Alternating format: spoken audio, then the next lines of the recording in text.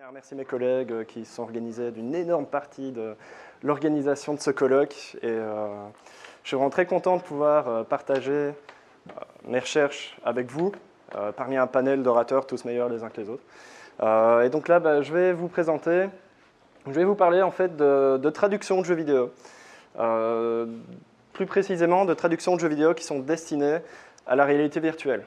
Donc, je vais faire une petite différence entre les jeux classiques et les jeux destinés à la réalité virtuelle, tout simplement parce que mon postulat de base, c'est qu'il y a une différence d'enjeu entre les deux, tout simplement, qui découle de différences au niveau des modalités d'utilisation des jeux.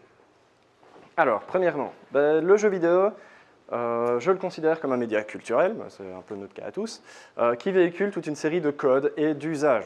Alors, je vais donner un exemple d'usage qui est assez commun dans la communauté des gamers et que tout le monde partage.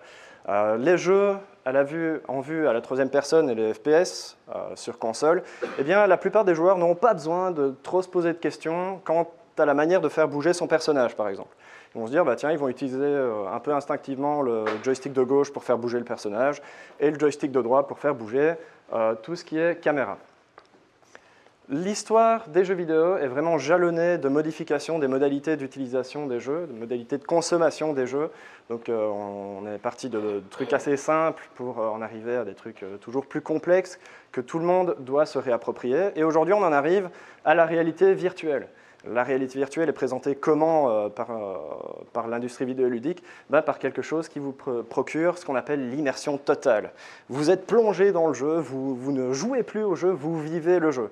Cependant, ça reste grandement un argument marketing parce que ça présente presque cette modalité de consommation du jeu comme naturelle et mimétique. Et donc, si on va dans cette logique-là, on met le casque et c'est très facile à utiliser, on n'a pas trop besoin de réfléchir. Or, ce n'est pas vraiment le cas. Je vais illustrer ça par une expérience personnelle, c'est-à-dire que pendant plus ou moins 1 an, j'ai travaillé dans une salle dédiée à la réalité virtuelle. Mon rôle était d'accueillir des joueurs, de leur expliquer comment fonctionnait le dispositif, comment fonctionnaient les jeux, comment jouer aux jeux. Et parfois, même souvent, ça calait sur des choses qui me paraissaient peut-être un peu logiques vu que j'étais plongé dedans et que j'avais eu le temps de m'approprier. Par exemple, les menus. Dans une modalité de consommation du jeu qui est censée être très, très mimétique, on ne s'attend pas forcément à avoir des menus assez classiques comme ceci. En général, quand on joue sur console, on allume la console, on a un menu, et on clique sur la case « Nouvelle partie » pour lancer une nouvelle partie. Ici, déjà, les joueurs, les codes des joueurs, qui sont habitués à trouver en face d'eux lorsqu'ils jouent à un jeu vidéo, ils sont un peu bouleversés parce que le menu, déjà, ici, il ne va pas bien avec on ne correspond pas trop à l'idée mimétique qu'on se fait de la réalité virtuelle, mais en plus, le menu est un peu différent en ce qu'il est à 180 degrés autour du joueur. Donc le joueur ne sait pas où regarder. Et alors ici, on a encore un peu plus bousculé le joueur dans ses habitudes, c'est-à-dire que la case qui est visée ici sur la capture d'écran, c'est la case qui permet de lancer une nouvelle partie. Et en fait, la nouvelle partie, pour la lancer, vous devez cliquer sur « Ready to Rock », qui a été traduit par « Prêt à tout déchirer » avec une jolie faute d'orthographe dedans. Et donc, en fait, ça permet de lancer une nouvelle partie. Alors oui, implicitement, quand on est gamer, on se dit, oui, on est prêt à tout déchirer, c'est sûr, ça va lancer une nouvelle partie. Mais quand on a déjà une partie des codes qui sont bousculés, ça ne va pas de soi, en fait. Ça nous perd encore plus. Alors, qu'est-ce que ça va avoir avec la traduction, me demanderez-vous? Tout simplement parce que ici, le traducteur aurait pu opérer un choix qui est certes assez cavalier, mais ce serait de traduire « Ready to Rock » par « nouvelle partie ». En fait, de cette manière, on ne respecte pas la forme, on ne respecte pas l'ambiance voulue par les développeurs, mais d'un autre côté, on s'assure que le joueur va pouvoir bien utiliser le jeu et qu'il ne va pas rester bloqué pendant 5 minutes face à l'écran d'accueil qui n'est pas forcément très fun. Donc, les jeux vidéo constituent un média plurisémiotique. On y retrouve toutes sortes de langages, on a l'image, tout ce qui est langage iconographique, on a les sons, on a les possibilités d'interaction et d'action qui véhiculent, donc tous ces langages véhiculent un sens. Et dans le milieu de la traduction, ce qui est très pratique pour un traducteur, c'est d'avoir accès à un contexte. C'est-à-dire que si on va traduire une BD, par exemple, le traducteur il va avoir accès aux planches, aux dessins, pour pouvoir contextualiser sa traduction, et il ne va pas recevoir seulement les textes. Eh bien, dans le milieu de la traduction de jeux vidéo, le contexte, on n'en a pas. En fait, les développeurs ne pensent pas forcément à nous donner des informations contextuelles lors de la traduction d'un jeu. Alors à ce moment-là, on se retrouve avec un document Word, et dans ce document Word, on a juste les segments à traduire sans contexte. Alors on pourrait se dire, bah oui, il pourrait se reposer sur les images par exemple. Eh bien non plus, les traducteurs la plupart du temps n'ont pas accès aux images non plus. Donc ils ont tout simplement accès à rien d'autre que le texte lui-même. Ça tend à changer dans l'industrie parce qu'on se rend compte que ce n'est pas forcément très productif, mais ça reste grandement le cas. Alors, le problème pour les traducteurs, c'est qu'ils sont dans la possibilité totale de se référer aux autres sémiotiques du jeu. Alors, qu'en est-il de la pratique de la traduction de jeux vidéo? Eh bien, elle est un peu différente des autres pratiques, par exemple littéraires ou techniques. C'est-à-dire que les traducteurs, souvent, font preuve d'une liberté énorme lorsqu'ils traduisent un jeu vidéo. Ils vont, un peu comme ce que je vous ai présenté tout à l'heure, traduire Ready to Rock par nouvelle partie, ça c'est clairement faire preuve d'une grande liberté. Et en fait, de cette liberté qui est presque considérée comme acquise dans le milieu, est sorti ce concept, donc le concept de transcréation, qui a été développé par Minaka O'Hagan et Carmen Mongeron. Et en fait, ce concept dit, dans le milieu de la traduction de jeux vidéo, on ne traduit pas, on transcrée, on transcende la création, on va vraiment faire preuve d'une liberté absolument incroyable. Et alors pourquoi est-ce que les traducteurs, comment justifient-elles cette liberté? Eh bien tout simplement parce que l'objet de la traduction de jeux vidéo n'est pas constitué de mots. L'objet de la traduction n'est pas non plus les idées qu'on trouve dans les textes, non, l'objet de la traduction c'est l'expérience. Alors cette expérience, le problème c'est qu'elle est très mal définie dans ce cas-là, et à ce moment-là, ça n'apporte pas grand-chose au traducteur, sauf que ça justifie toute une série de changements durant la traduction de jeux vidéo, sous couvert de préservation d'une expérience. On ne sait pas trop d'où elle sort, c'est peut-être l'expérience voulue par les développeurs, c'est peut-être l'expérience des joueurs, c'est peut-être l'expérience interprétée par le traducteur. Bref, c'est une perspective assez herméneutique et assez compliquée dans le domaine. Et il y a un gros souci au niveau de cette liberté, c'est-à-dire qu'il y a un risque de perte de composantes textuelles implicites dans les textes de jeux vidéo, surtout dans la partie narrative en fait. Alors je vais exemplifier ça avec un jeu classique, donc pas dédié à la VR. Epistory Typing Chronicles a été développé par Fishing Cactus, sorti le 30 mars 2016. Il s'agit d'un typing game, et dans ce typing game, vous incarnez une petite fille, une fille sur un renard, et le jeu est narré comme un conte de fées, donc on a un narrateur extra-diégétique. Et alors, ici, voilà un petit segment exemple. Donc, she'll have to burn the brambles before she could pass through them. Donc, qui a été traduit par « il faudrait brûler les ronces pour pouvoir passer de l'autre côté ». Ce segment n'a l'air de rien comme ça. Quand on n'est pas au fait des enjeux qu'il y a derrière la traduction vidéoludique, on n'a pas l'impression qu'il y a grand-chose dans ce segment. Mais en fait, ce segment, il cache une règle du jeu. C'est-à-dire qu'en fait, le fait que le narrateur dise « il faut brûler les ronces pour pouvoir passer de l'autre côté », c'est une règle du jeu qui dit que l'objet ronce dans le jeu doit être brûlé pour pouvoir continuer dans le jeu. Et alors moi, j'avais accès... j'ai eu de la chance, donc le studio Fishing Cactus m'a fait parvenir un fichier avec des informations contextuelles, c'est-à-dire qu'ici je savais que ce segment avait pour but d'expliquer au joueur, d'aider le joueur à intégrer une règle en fait. Et donc là, ça montre bien que les développeurs, quand ils mettent un segment texte dans un jeu, eh bien ils ont une idée derrière la tête, il y a une fonction derrière un segment. Durant mon... Oui, donc voilà. Et alors, oui, donc ça insiste sur les règles de manière implicite. Alors pourquoi de manière implicite? Ça va grandement dans la logique un peu marketing de l'industrie vidéoludique, c'est-à-dire qu'on essaye d'invisibiliser au maximum, de diégétiser au maximum tout ce qui est règles du jeu et de les naturaliser. Alors, durant mon travail de recherche qui est à paraître, j'ai identifié certaines composantes textuelles qui sont plus ou moins spécifiques aux jeux vidéo, notamment la ludoconative, c'est-à-dire c'est une composante qui sert à orienter le joueur, c'est une orientation ludique du joueur par le texte de manière détournée, c'est-à-dire que dans les textes narratifs, je précise. C'est-à-dire que dans la narration, ça passe plutôt mal si on dit tout le temps au joueur va à gauche, va à droite, machin, utilise ce pouvoir-là. On essaye de ne pas être aussi direct, on essaye de le faire de manière un peu détournée. Et j'ai identifié aussi la composante métasémiotique et hétérosémiotique portant sur les règles, que j'ai un peu raccourci en MHR, parce que c'est beaucoup plus facile à dire. Et ça, c'est en fait un rappel qui est aussi souvent implicite des règles et qui aide les joueurs à intégrer ces règles.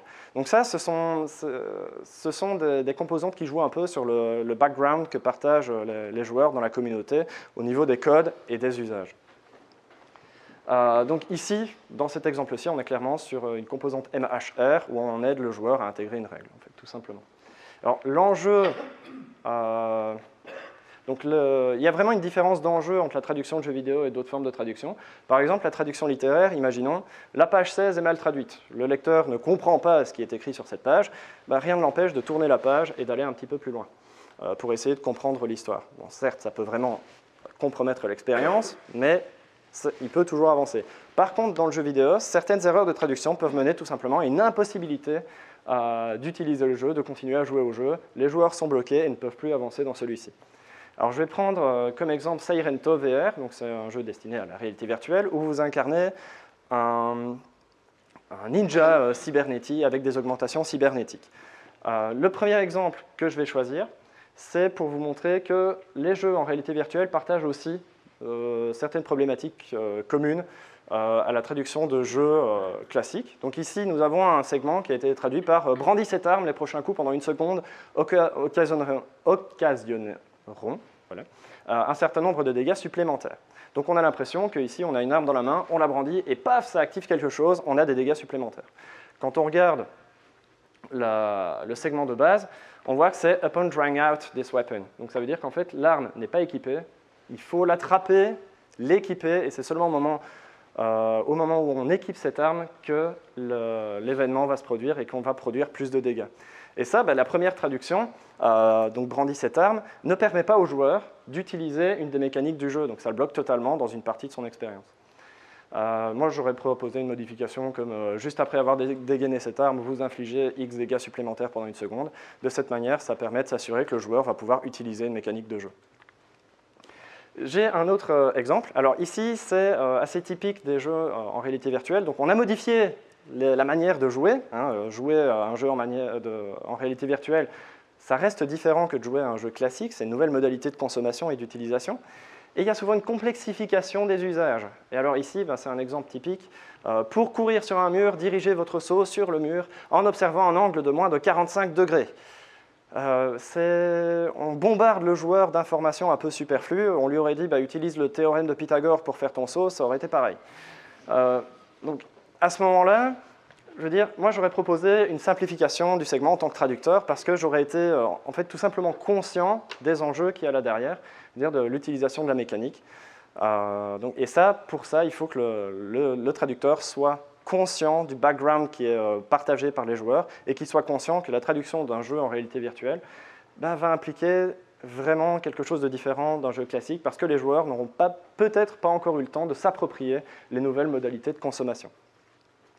Alors ici, Robo-Recall, je vais prendre un autre exemple. Donc Robo-Recall, c'est un jeu où on incarne une sorte d'agent qui doit récupérer des robots, et souvent tirer sur des robots pour les casser. Le tutoriel de ce jeu est très intéressant parce que le tutoriel est intradiégétique, il a vraiment été diégétisé, mais pas totalement. Dans ce tutoriel où il y a vraiment un agent, un membre de l'association pour laquelle on travaille qui parle, on fait référence directement au thumbstick, donc juste ici. Alors le thumbstick, c'est quoi? C'est le joystick qui se trouve sur la manette du joueur. Donc, alors que le tutoriel a été diégétisé en grande partie, on fait référence à la réalité sensible du joueur, en fait. Alors pourquoi? Tout simplement parce que ici, on nous apprend à nous téléporter. C'est une modalité de déplacement assez commune dans les jeux en réalité virtuelle, mais qui n'a pas forcément eu le temps d'être intégrée par les joueurs et d'être appropriée. Donc, ce n'est pas comme se déplacer dans un jeu à la 3e personne sur PlayStation 4, par exemple. Non, ici, c'est un peu différent. Il faut un peu guider le joueur, même si on diégétise une partie du tutoriel. Et alors, il y a aussi une autre problématique dans ce tutoriel, c'est le As Before, qui est juste là, alors, qui a été traduit par comme d'habitude. Le souci de ce comme d'habitude, c'est qu'il s'inscrit dans un tutoriel. C'est-à-dire que le message que ça envoie au joueur, qui est déjà un peu perdu dans une nouvelle modalité de consommation et d'utilisation du jeu vidéo, c'est qu'on fait référence à un truc qu'il doit avoir l'habitude de faire. Or, ce n'est pas le cas. Donc ça peut troubler le joueur de se retrouver avec fais comme d'habitude, déplace-toi comme d'habitude, et vois ce qu'on fait. Moi, ce As Before, j'aurais plutôt traduit par comme à l'instant, par exemple. Ça aurait induit une continuité dans ce tutoriel, et ça aurait permis de ne pas conjurer, je vais dire, toute une série de références et de connaissances partagées par la communauté de joueurs. Donc ça, ce sont des enjeux de la traduction de jeux vidéo. Alors, je vais vous passer une courte séquence vidéo pour vous parler un peu du grip, en fait. Donc ici, dans ce jeu-ci, ça ne lance pas la vidéo. J'ai cliqué dessus. Bon, c'est pas grave. Donc je vais vous décrire ça, vous allez faire preuve d'imagination, d'accord? Donc en fait ici on voit que... Je peux regarder par où tu parles. Ouais, je veux bien. Donc en fait ici ce qu'on voit c'est un joueur qui essaye d'attraper quelque chose dans le jeu, ça fait partie du tutoriel. Il doit attraper d'une main une poignée et de l'autre il doit enlever les bras et la tête du robot. C'est en fait pour familiariser le joueur avec la mécanique du grip, donc du fait d'attraper des choses. Et le joueur a un réflexe que j'ai observé chez bon nombre de joueurs lorsque je travaillais dans la salle de réalité virtuelle, c'est-à-dire qu'il n'essaye pas de faire un input ou quoi que ce soit, il essaye de passer les doigts de la main qu'il voit à l'écran dans la poignée en fait. Et donc, du coup, il n'y arrive pas du tout et il reste parfois coincé pendant 15 minutes sur cette problématique-là, sauf qu'on ne voit plus rien. C'est dommage parce que moi je l'ai vu. C'est vachement bien. C'est pas mal. Je ne sais pas, attends, je vais essayer de faire... si je fais lecture ici... Je pense qu'il y a juste un faux contact. C'est au moment Sur où le vous câble. touchez le PC. Je vais essayer de faire le diaporama à partir de la diapositive actuelle. Ça n'a rien changé. Bon, et donc en fait, durant ce tuto où on a fait référence explicitement au thumbstick, donc pour se téléporter, eh bien ici ils font pas référence explicitement, ils font. Continue. D'accord. Ils font pas référence explicitement au bouton qui sert à attraper les choses. Donc du coup, le joueur qui n'est pas habitué, enfin qui se retrouve dans une modalité de consommation qu'il pense totalement mimétique, ce qui est un peu... laisse là, c'est bien. Oui, c'est bien. Oui, c'est très bien. Bon, moi je l'ai vu. Merci. Merci, Jörn. Donc en fait, c'est vraiment pas exprimé durant le didacticiel que les joueurs doivent appuyer sur quelque chose. On leur demande juste d'attraper quelque chose. Et donc ils essaient de faire un truc totalement mimétique et totalement qui leur semble naturel, mais qui ne l'est pas. Et alors dans le cas du traducteur, le traducteur aurait pu choisir de se dire, s'il avait eu accès au contexte en tout cas, de se dire, tiens, je vais rajouter la mention de ce bouton-là, tout simplement. Ça aurait pu être très utile, ça aurait facilité l'utilisation du joueur. Et alors, dans ce cas-là, je voyais une grosse différence entre les joueurs qui étaient chevronnés et les joueurs qui connaissaient un peu les jeux vidéo et les joueurs débutants, c'est-à-dire que les joueurs chevronnés, ils ne restaient pas coincés pendant 20 minutes dans ce cas, ils restaient coincés peut-être 10 minutes. Pourquoi? Parce qu'ils n'avaient pas peur d'appuyer sur tous les boutons et de tester des choses, qui fait partie un peu de l'expérience vidéoludique. D'essayer par essai et erreur. Et les joueurs débutants, par contre, eux, ils restaient là jusqu'à ce qu'on vienne les chercher. Et donc, voilà, j'en arrive à la conclusion. Donc, en fait, les jeux VR, on remarque quand je parle de traduction de jeux VR, on remarque qu'ils cumulent en fait différentes difficultés. C'est-à-dire qu'ils ont les difficultés qui sont liées au statut de jeu vidéo, donc le jeu vidéo classique avec les composantes textuelles que j'ai présentées tout à l'heure et qui sont implicites dans les parties narratives des jeux. Donc ça, c'est aussi présent dans le VR. Mais alors, il y a aussi de nouvelles difficultés pour le traducteur liées à la nouvelle modalité de consommation et d'utilisation du jeu destiné à la réalité virtuelle. Alors, il faut aussi être bien conscient que le bouleversement des codes vidéoludiques, ça n'affecte pas que les joueurs. Alors oui, les joueurs, ils vont devoir se réapproprier à chaque fois ces codes, mais en fait, c'est toute la chaîne de développement qui va devoir se réapproprier ces codes, y compris les traducteurs. Souvent, on se fait une idée des traducteurs, on leur donne un texte, ils ont un dictionnaire, ils cherchent le mot et puis ils traduisent. Ce n'est pas du tout ça. Il y a vraiment des informations contextuelles à avoir. Ici, dans le cas du jeu vidéo, des informations plurisémiotiques. Je veux dire, il faut vraiment se référer aux différentes sémiotiques du jeu pour pouvoir traduire de la bonne manière et prendre des décisions qui sont sensées dans le cadre d'une traduction de jeu vidéo. Et alors, le dernier problème que je voulais soulever et que j'ai mis dans la conclusion, c'est le fait que le prix du nouveau matériel, la réalité virtuelle, est un peu un frein aux bonnes pratiques dans le milieu de la traduction. Parce que quand on est traducteur indépendant et que un studio va externaliser la traduction d'un jeu, la plupart du temps, les traducteurs disposent d'un ordinateur. Donc ils peuvent se permettre d'avoir un aperçu du jeu ou ils peuvent se permettre de jouer au jeu s'il y a une version spécifique pour la localisation de jeux vidéo qui est mise en place. Par contre, c'est beaucoup plus difficile de trouver des traducteurs qui disposent déjà d'un casque de réalité virtuelle. Donc ça, c'est un obstacle supplémentaire je veux dire, à la pratique de la traduction de jeux vidéo, en tout cas destinée à la réalité virtuelle. Et donc c'est là qu'on voit qu'il y a vraiment une différence d'enjeu et qui est liée à la fois à la nouvelle modalité de consommation et d'utilisation, mais qui est aussi liée au matériel. Donc entre les différents types de traduction vidéoludique et vidéoludique à destination de la réalité virtuelle. Donc voilà, on arrive à la fin de ma présentation. Je vous remercie.